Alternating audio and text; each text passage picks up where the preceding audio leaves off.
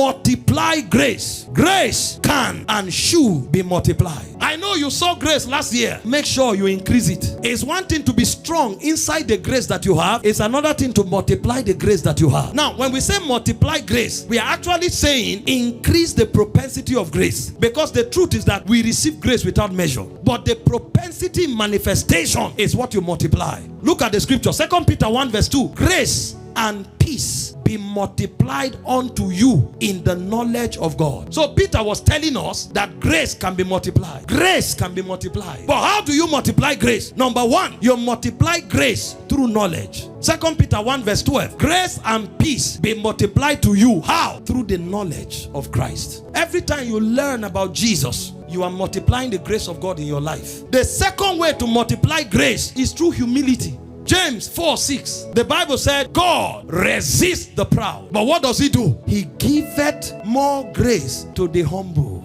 And you multiply grace, number 3, through impartation. Peter was blessing the church. He said, grace and peace be multiplied. Then he said, through the knowledge of Jesus. First from the prayer, then from the knowledge of Jesus. 2 Peter 1 verse 2. Grace and peace be multiplied. Paul was speaking in Romans 1:11. He said, I long to see you, so that I might impart unto you spiritual graces in the end, that you may be established. So grace can be multiplied through impartations. Number 3, economy of grace. You must grow in grace. To grow in grace is to master how to handle grace with maturity. It's a state where you don't abuse the grace of God. When you grow in grace, 3 things happen. Number 1, you don't receive the grace of God in vain. If you want to grow in grace, that means you use grace to the extent to which grace enables you. Paul said, I labor more than they all, yet not I, but the grace of God that is in me. He said, for I have not received the grace of God in vain. So when you want to grow in grace,